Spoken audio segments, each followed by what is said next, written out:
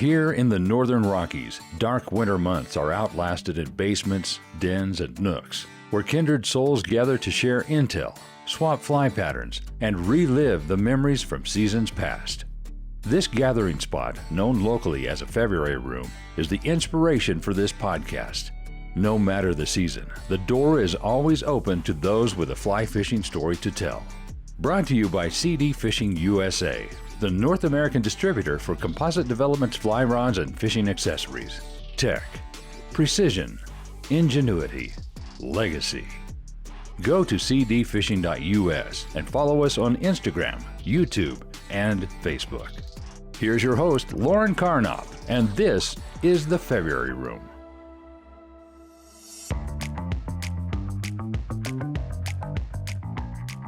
Welcome to the February Room. Today, my guest is Alvin Dedeaux, owner and head guide of All Water Guides in Austin, Texas. Thank you so much for joining me today, Alvin. Thanks for having me. And Alvin, you have an incredible background story. But before we get into who you are, what you've done in the past, can you give us a fishing story? I'll give you a fishing story. I was thinking about, I got a ton, and seems like my favorite ones are always more like the fishing mishap stories. So always the best. You'll enjoy this one. Yeah, this was kind of up in your neck of the woods, in Yellowstone area of Montana, Wyoming, and I went with a couple of buddies. It was right when the fly shop I used to manage closed down in 2004, and me and our last employee had unlimited time to go fishing. So we were exploring all over Wyoming and Montana. I mean, we're talking weeks at a time. And at one point, we go into Jackson. One of the guys I used to work with, Scott Sanchez, was still working there. He's the guy that invented the double bunny. And we're like, where else can we fish? We have fished so many places. Send us somewhere that we don't know anything about. And so Scott suggested we go and float and fish the Salt and the Grays. And I can't remember which one we were on. It was either the Salt or the Grays. And he gave us a number for a shuttle. There was only one person in town that did a shuttle over there. It was near Alpine Junction, which I don't remember I believe that's in Idaho, not Wyoming. Anyway, we call the lady that does the shuttle, set everything up. And she says, okay, well, you guys are going to put in at that one spot. And then when you get to the big metal bridge, pull out on the right, and, you'll see your truck there. Typical, nothing that, we do it all every day is, set up a shuttle, do a trip. So anyway, we launch the boat, we take off. Fishing's great. We're catching cutthroat left and right, just beautiful little valley. Neither one of us had ever seen this river ever before, but it's pretty mellow, so there weren't any, real hazards. We all felt pretty comfortable rowing, just having a good old time, me and a couple of good buddies. And all of a sudden, maybe 3 hours in, we come to this bridge. And it's not a metal bridge, but it was maybe concrete and metal. So we're thinking oh man, maybe this is it, So we get out and we look around and we don't see a parking spot. We don't see my truck, obviously.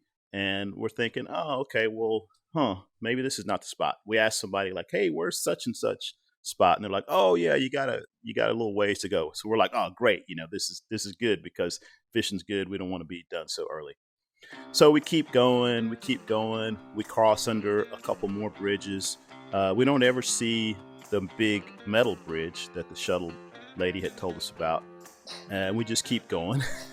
And then all of a sudden, it's the landscape completely changes.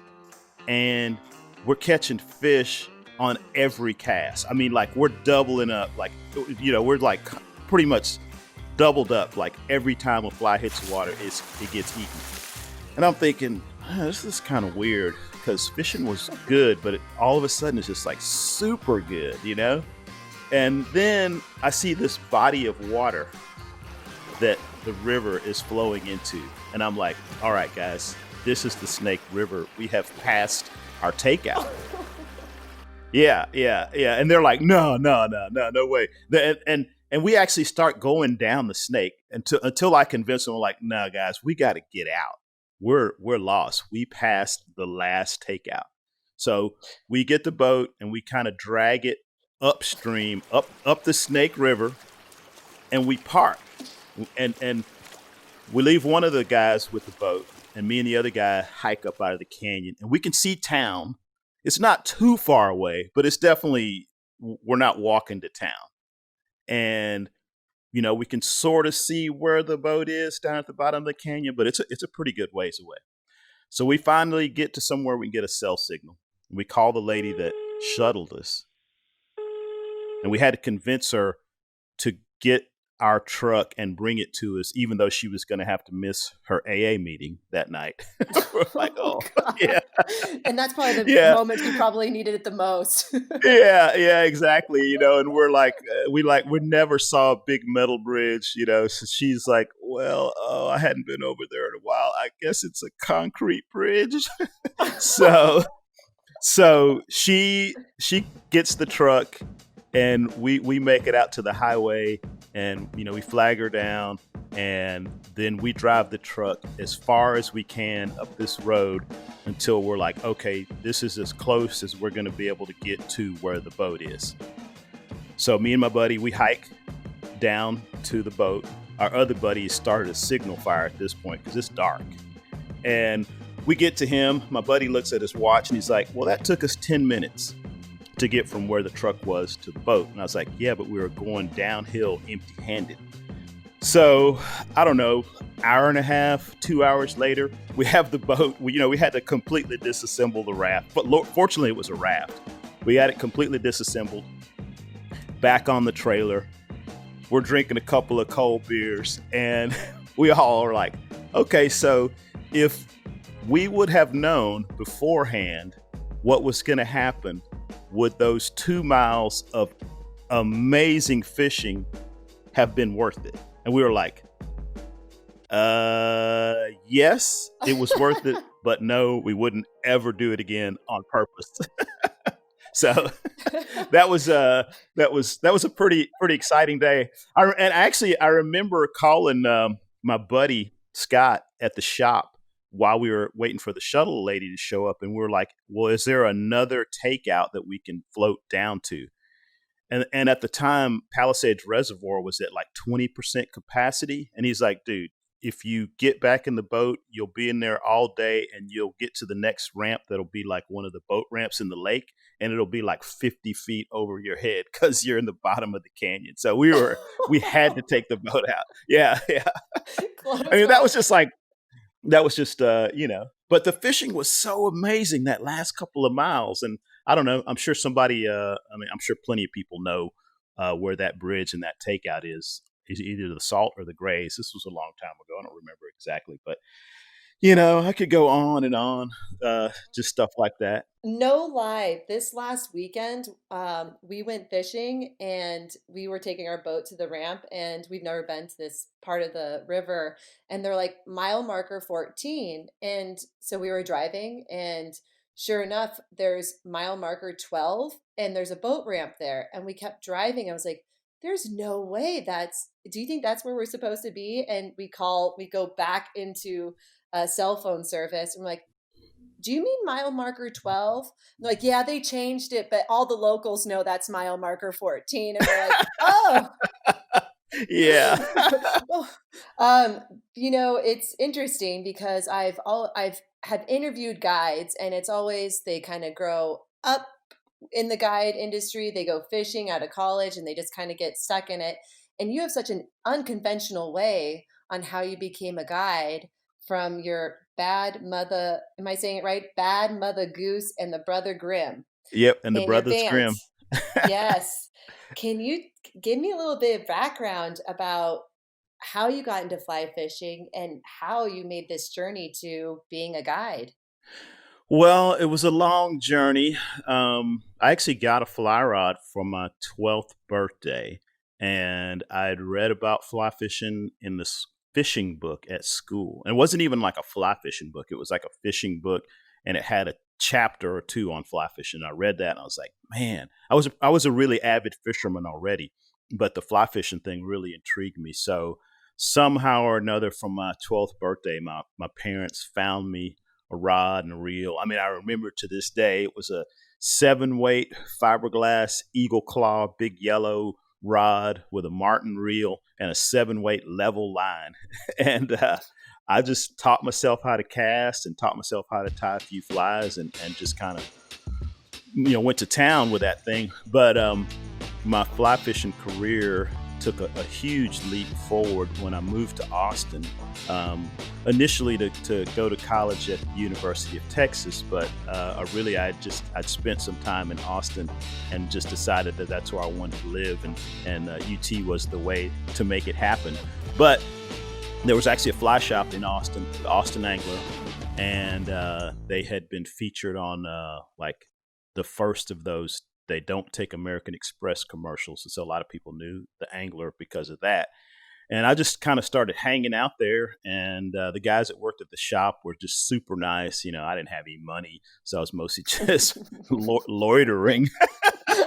but they taught me all kinds of stuff, and I slowly but surely got more and more into it, got better gear, and somewhere in there, I quit college, and I got a job. I had a really good gig running a construction crew, because that's the business my dad was in, and I knew enough about that to talk myself into doing some foundation work. So I actually had a crew of guys, some of my buddies working for me, made really good money, got in really bad trouble with my taxes because, I was a 20-something-year-old kid with a bunch of cash. But while I was doing that, I was going out, just about every night. I was really into the music scene in Austin, and one of the guys that was in a band that I really loved, this guy Billy Pringle, was in this band that I really loved to go see, and he came up to me one night and was like, "Dude, I'm going to start another band, and I want you to be in it." And I was like, "Really?" And he's like, "Yeah.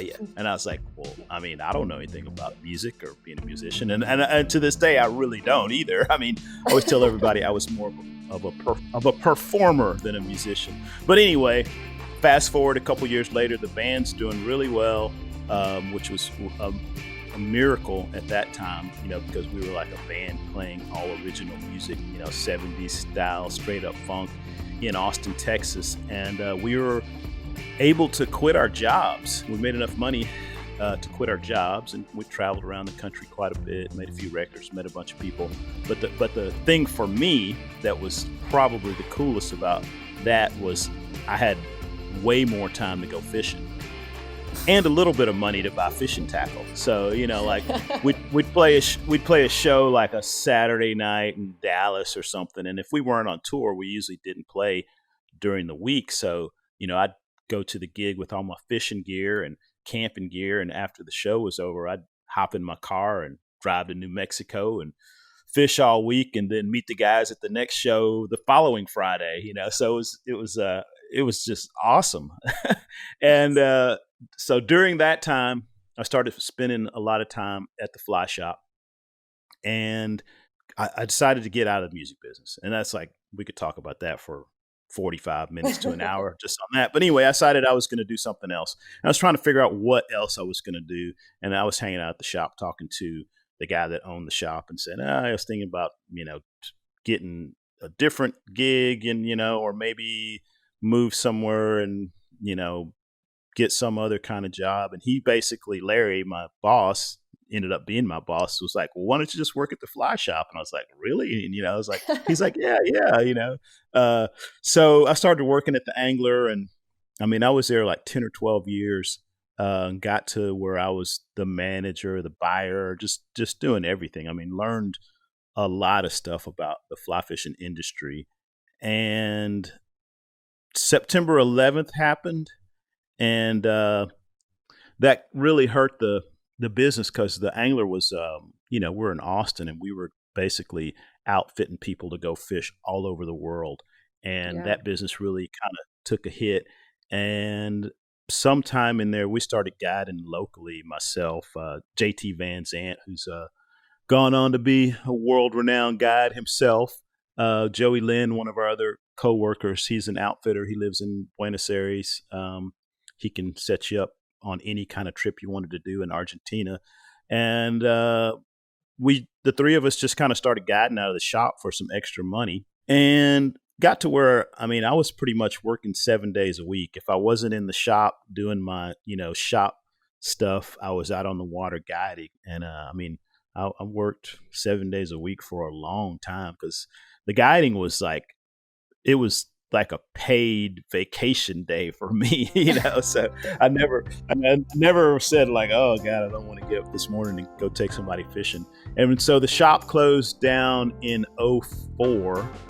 And at that point, I had a friend, and we were thinking about buying my boss out and trying to keep the business going. And, it was a, pretty popular spot, but ultimately, it seemed like the guiding was going to be a lot easier, a lot less overhead, a lot less, dealing with,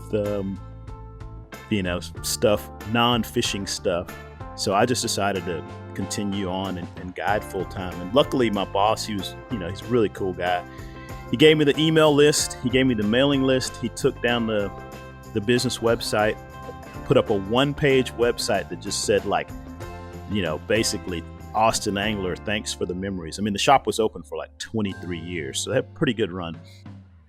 Austin Angler, thanks for the memories. Here's how you get in touch with Alvin if you want to go fishing. And I basically hit the ground running. So from 2004 to probably 2010, 2011, I grinded it out. I guided here, 8 or 9 months a year, and then I would go to Colorado for 3 months, 3.5 months, and guide there during the summers.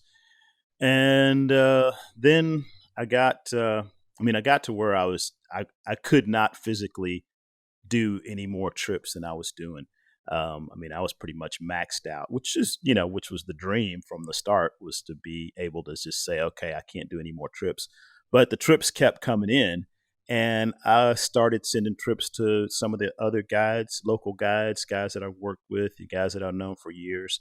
And that became almost like a second job, referring trips and, putting together big group trips. I'd have people call and say, I want, to hire 6 guides for this trip on this day. And the next question would be like, hey, well, since I'm booking all these trips, can you give me a discount? And I was always like, oh, I actually want to charge you more because I gotta call all these guys and make sure they're all going to show up and, take the money and dole it out to everybody. So that was the start of the guide service, the All Water Guides. We started that in 2011, and it's been great. Initially, it was just me and a bunch of guys that I'd been guiding with for 8-10 years at that point. And that pretty quickly got to the point to where I couldn't do that. I mean, depending on the season, sometimes we'll have as many as 12 guides working under All Water Guides. And I'm pretty good at coming up with these ideas for stuff, but I'm really not that great on the execution side sometimes. So my wife has basically taken over the guide service. I'm like the front man. I guess you can equate that to being in a band. I was the front man in the band, but all the other guys did the hard work of writing and playing. So my wife does all the hard work of booking and scheduling and all that stuff. But it's been great because she guides as well. And so she really knows the business. So if the phone rings and she answers it, somebody's got a million questions, she can answer all the questions. And I just try not to answer the phone. Well, you know what they say, behind a great man is an even better woman. And I'd have to say that is very true on my end as well. Hey, I believe you. I'm living it every day. I like to remind my other half how great I am on a daily basis as well.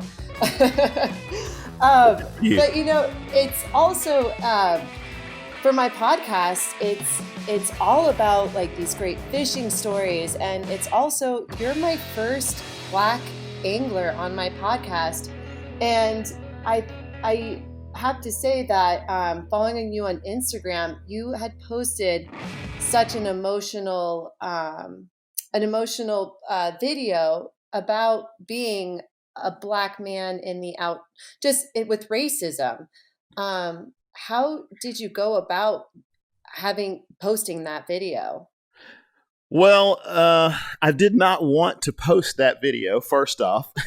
I mean, obviously, I am a Black man. That's pretty obvious. If you see me, I'm Black, and I've always been Black. And, like I said in the video, I didn't want anybody to feel sorry for me or to think that, I've had anything less than amazing life. And I'm so grateful for where I am and everything I've been able to do. But it is something that is like a daily reminder. And, like I said, I don't feel like it's held me back, but I've been really lucky. And I don't think maybe everybody in my position is as lucky, and I don't think that their race should be a factor in whether or not they're successful. And unfortunately, a lot of times it is. Now, I woke up that morning and I was going to make a video, about leaders. Leaders to tie on the end of your fly line to attach your fly. And I was like thinking about our leader in our current situation.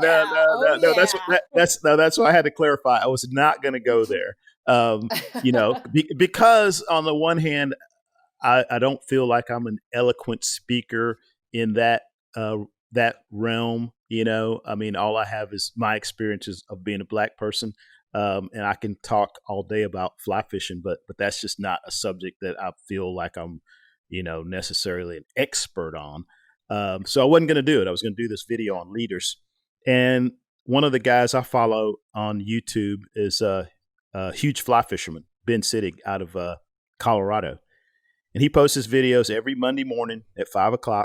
And so I fire up the computer and damn it, Ben, huge fly fisherman, just did a video on leaders. I'm like, oh man, I can't do that. He just did it. And so I told my wife that, and she's like, well, I guess you know what you got to do a video on then. I was like, I know. So, we had actually talked about it, and, and I guess I do have a voice, and voices like mine, unfortunately, are lacking in the outdoor community, fly fishing specifically, but, outdoors in general. And so I did feel some responsibility to just at least open up the conversation. So I decided I was going to do the video, and I don't know how long the video ended up being, but for me, I'm an amateur. I make all these videos, but for me to do like a 5-minute video, I'll write a script, and I'll start recording, and I'll have to stop and start again, and then once I get it all recorded, I got to sit there for hours editing and cutting out the ums and the ahs, and just trying to get it to where it's like understandable. But with that one, I just sat down, checked my settings, make sure the exposure was good and the sound was good, and I just turned it on, let it roll, and then turned it off, and then plugged the camera into the computer and posted it. So that was at the same time the hardest video I've ever had to make and the easiest video I've ever had to make. So it is what it is. It's an honest portrayal of my daily life. And the thing about the, it's like a reoccurring injury. I kind of screwed up my shoulder a couple years back, and that was kind of what reminded me of it, because it was like, I was rowing a boat or poling a boat every day, and I got this pain in my shoulder that wouldn't go away. And it was kind of the same thing. It was like, okay, well, that's probably gonna get worse in the future, but it's not like I'm gonna take 2 months off to let that shoulder injury heal up when I could just push on through. And that's kind of how I feel about the whole racism thing. I mean, it's like Uh, that's unfortunate, but I've just kind of gotten used to it. Hopefully, it'll change. Like my shoulder is actually does not hurt anymore, and it took a long time. But so there I you think go. on that note, yeah, no, I mean, I think it's about we have a community that is hurting, and I think it's good to be like, let's heal this, let's heal the Black community. Like, what can we do to make things better? And also, I know in that video, you said that, racism, it's just like that injury and it nags you every day. And it affects your decisions. Have you ever had to make decisions on guiding based because you're like, I cannot go here as a black man, I need to figure out how am I going to be safe as a guide as well. You know, it's I've gotten so many responses to that video, and one of the responses I got was from a really good friend of mine. This guy Ian Moore. He's a musician. He's up based in the Seattle area. He used to live in Austin, and we fished together a lot over the years. And he commented after seeing the video that he was just always amazed with how easy I was able to navigate through these situations that he was actually afraid to be in because I was black. And the thing Wow. is the thing is unfortunately or fortunately, depending on how you look at it, I just ignore it. I mean, I just can't let it hold me back. And fortunately, I haven't ever been in a situation where it got dangerous or whatever. I mean, there's people stare, people. I've heard some comments here and there, but usually I just kind of just ignore it and push on through. And that was one of the things that my buddy Ian was just like, man, he goes, he was just amazed. I don't know. And that may be stupid. Obviously, up until this point, I haven't put myself in a dangerous situation and suffered as a result. But there's probably been some times where I was like, well, uh, probably don't want to be here too much longer. So let's roll out. Yeah. I did. I'll tell you one story about that, and then we'll move. Then we can move on to the next subject. But I remember this one time distinctly being like, okay, this situation would not have happened if I wasn't black. And I don't think I've ever told this story. Nobody's recorded this, so this is the first time. A lot of my friends have heard this story though. So anyway, I'm driving back by myself from somewhere in Utah. I think maybe I've been fishing the Green River or something. And it was pretty late at night on like a Friday or a Saturday night. And I'm getting low on gas and I have to stop in Vernal, Utah. And I don't want to say anything bad about Vernal, but it's a little backcountry town. And especially then, this was, maybe 8 or 10 years ago. No, more than that, so 10 or 12 years ago. And I stopped to get gas, and I pull in the gas station. I see there's like a group of guys standing around, and they're all sort of circled around this one really big skinhead guy who's covered in tattoos. And I'm like, probably ought to get out of here as quickly as I can. So I go in, and I mean, everybody's staring at me. Now, they might have just been staring at me not just because I was a black dude with short dreads that were like sticking straight out from my head, and I had like a pair of fuzzy tights on with a red, white, and blue skin tight cycling jersey on top. I mean, so I probably would have stood out no matter where I went. But these guys were staring at me. I walk in, and everybody in the store is staring at me, and I'm like holding my money, trying to pay for my gas. I'm like, hey, can I get some gas here? So, I go out, I start filling my car up, and right as I, kind of finish filling it up, this cop car rolls up, and the cop car rolls in. It goes right up to the group of guys, and the cop rolls the windows down and goes, "What's going on here?" And then the giant skinhead guy goes, oh, same thing as last night. And I'm like going, oh man, did they kill some black dude here last night as well? You know, I mean, so No, no. yeah. So I'm like, I'm kind of stalling, checking the oil, doing this, doing that. Oh, and I'm also driving like a bright blue metal flake paint 1966 Volvo sedan. So, the whole scene, I was just like a sore thumb here. So anyway, the guy who had been in line behind me in the store comes out, and he's already gassed his car up. He gets in his car the whole time just staring at me. I'm like, man, this is so weird. Everybody's staring at me. He fires his car up and just punches it, goes flying out of the parking lot, goes across the street, smashes into the curb, and drives up on the sidewalk on the opposite side of the highway. And I'm like, what the hell? The cop turns his lights on and goes zipping over there. And I'm like, all right, that's my exit. I'm out of here. So I slam the hood down and I hop in. I'm immediately surrounded by the crowd of guys that were just standing in the parking lot. The giant skinhead guy comes to the window, and I'm like, what the hell? And he leans in and he goes, hey man, do you know somebody who lives here? And I'm like, nah, man, never been here before in my life. And he goes, dude, that cop told us as soon as you pulled out of here, he was going to pull you over. So if I was you, next time I saw this place on the map, I would just go around it. He's like, this place is a shithole. And then he bangs the hood of my car and he goes, good luck, brother. Wow.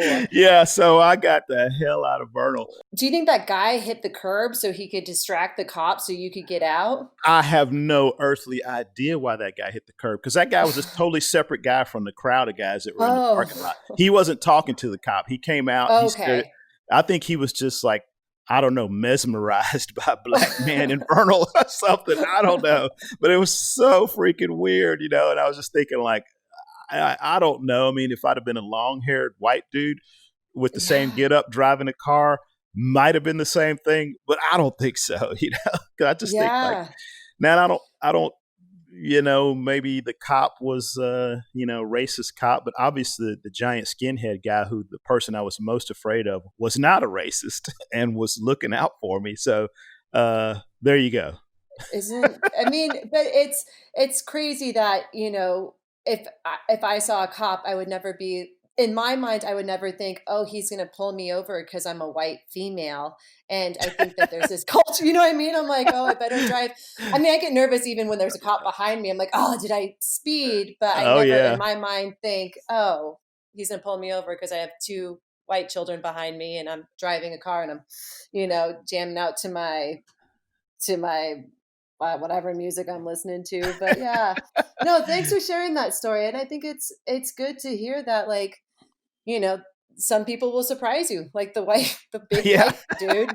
And then, thank you for sharing that. I really do appreciate it. And I think it's, it's topics that we need to talk about, and hopefully that our kids who grow up can make, obviously there's been mistakes made the way that the past generation have grown up. So hopefully we're making these changes so that we can have a place where people can drive, or black community can go fishing without thinking, if I go to this boat ramp, am I going to be hassled? It's just, yeah, I do. Well, I mean, I think it's definitely getting better. And I think right now we have a huge opportunity to make it, totally cool for everybody. And I know people don't want to inject this into their sport or their hobby or whatever they do, but I mean, it's just life, I mean, I tell people all the time,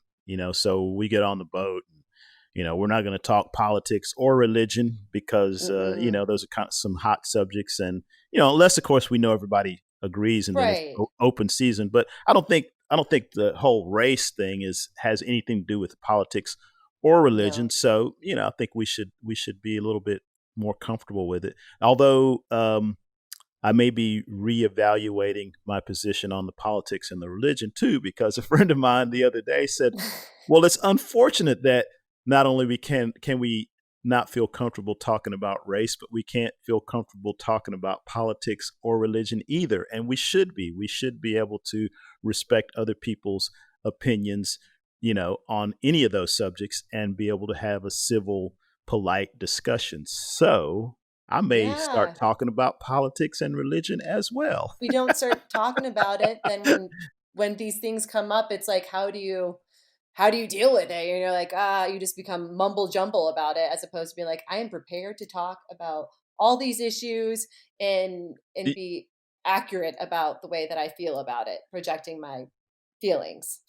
Yeah, and respectful of the other people's opinions and feelings, because a lot of times opinions and feelings are just that, opinions and feelings. Now, Totally true. So, how is fishing for you? I mean, I know you said that you grabbed that fly rod at age 12. You wanted to fly fish. What does fly fishing bring to you? Like, what draws being on the river and catching fish? well, I mean, I just can't imagine not having it. I mean, it's a lot of things for me. I mean, when I was younger, it was a place that was calm and quiet because being a young guy in Austin, Texas, in a band, traveling the country. A lot of that stuff was pretty hectic, and there were, as always, there was, political strife going on from time to time, and we were, right in the middle of that. So when I was younger, that was just sort of like my place to go escape everything. As I've gotten older, it's just kind of become my place. It's like the place I feel most comfortable. I've gotten a lot better about being comfortable at home now that I have a family. I got a wife, 3 kids, and especially during this quarantine time, I've spent a lot of time at home with the family, and I've gotten really comfortable. I've gotten really comfortable with that. But really, outside of home and the water, I feel pretty awkward. Like I can't go to a shopping mall. I do on occasion do presentations at fly shops and different fly fishing activities, and we have a huge show, or used to have a huge showing at the Austin Fly Fishing Film Fest, and we had like 1,200 people there, so I'd go to that, and I was always kind of like, oh god, I just have to like work myself up to being able to go and interact with a ton of people. But I never have a problem on the water. I mean, either by myself or with friends or with clients. I just always feel really comfortable. So that's personally, that's probably the thing that keeps me on the water. But just the experience of the connection with nature, I mean, it's just the fly fishing part of it. I'm sort of kind of trying to get back into hunting. I did some like small game hunting when I was a kid. I'm kind of getting back into that, but fly fishing is almost like hunting in that regard because of especially the saltwater fishing we do, because it's it is hunting. You're looking for a fish, and you got to get that fly in front of the fish and convince the fish to eat it. So it's so visual and happens, and it's almost like one of those primal instincts. Like you got to go out there and chase some animal down and get it to. Obviously we're fishing catch and release most of the time, but basically, I mean, we're catching them, and we could kill them and eat them if we needed to. And I think that there's definitely a primal urge for that really kind of takes a lot of the thoughts and a lot of the worries, the day-to-day stuff that I think about, like going back to the whole racism thing, like that stuff, just none of that stuff crosses my mind when I'm on the water. I'm focused on catching a fish or putting my clients on a fish. It just kind of melts the rest of the world away. And I just like being in that place, I mean, the fact that you've traveled from Colorado and all these fishing, I've even seen, I think is it the Dedeaux popper? Dedeaux What? popper, yeah. Uh-huh. Yeah, it looks beautiful. I mean, what are you fishing out there? That one was a bass fly, and it's I made that video, and because it's been called the flip flop popper, the Dedeaux popper, and I just officially changed the name to the Dedeaux popper because I don't use the flip flop material anymore. And what happened was I was out on the river, Llano River, years ago, and found a chartreuse flip flop floating down the river, and a piece of trash. So I picked it up. I was like, put it in the boat, get that trash out of here. And I threw it in the truck, and I got home. I was like, that's a perfect color for a bass popper. So I carved it up, and I made a bunch of poppers out of that one chartreuse flip flop. Wow. And for years, we were actually buying flip flops to cut up to make bass poppers. But a few years back, I was like, I got to figure out some kind of way to make that thing, number one, without having to go buy flip flops. And number two, without having to carve it. I mean, because you got to carve those flip flops with the X-Acto knife or a razor blade or something. It's kind of a hassle. So I just figured out a way to use flat foam to make the flies, and it's super, super simple. It's like maybe 5 minute fly. I've been calling them guide flies, down and dirty guide flies, stuff that you can tie super fast, super easy, cheap materials. So that way, you don't care if they get thrown up in a tree, but they have to catch fish. Most importantly, they have to catch fish. And this fly has probably caught more bass on topwater than anything I've ever used. But it also works great for redfish. After I posted that video, a bunch of people have been tying the fly and sending me pictures of the fly, or sending me pictures of the fly in a fish's mouth. And I just got a couple of pics last night.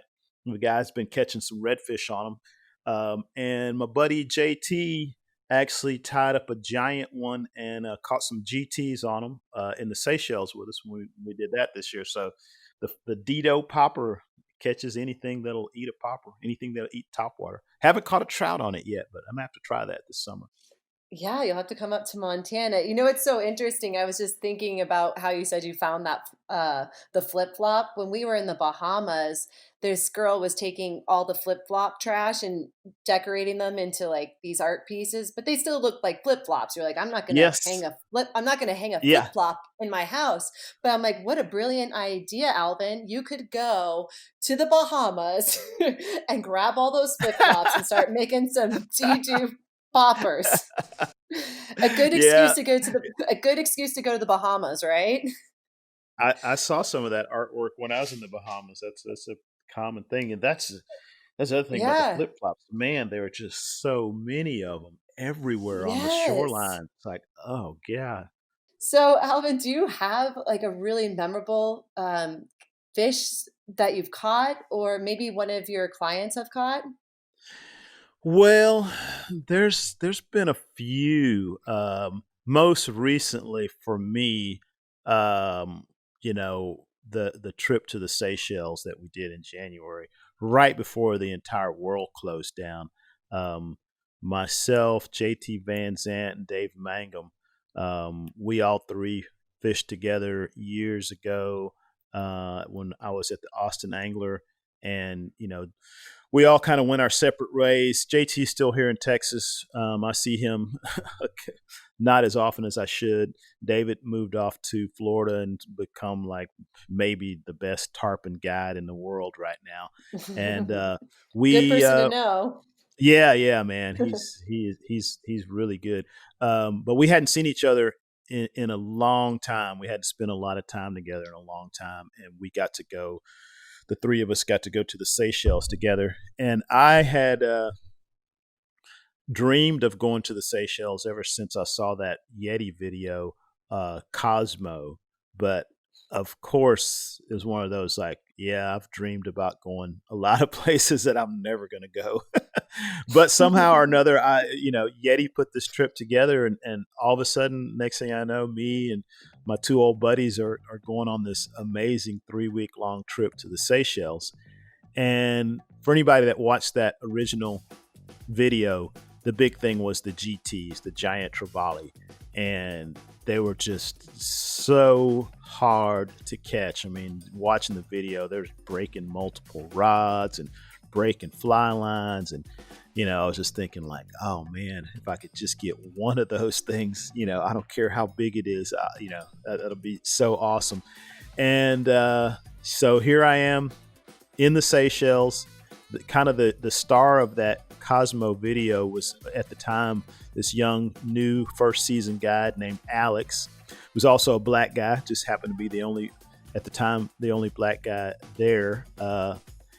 And here I am on a boat with Alex going after GTs. Yeah. It's crazy. I'm like, no way, this is not happening.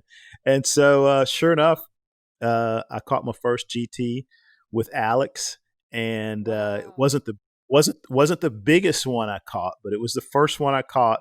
And I just remember somebody actually got it on film, just letting it go after the fight, which was amazing.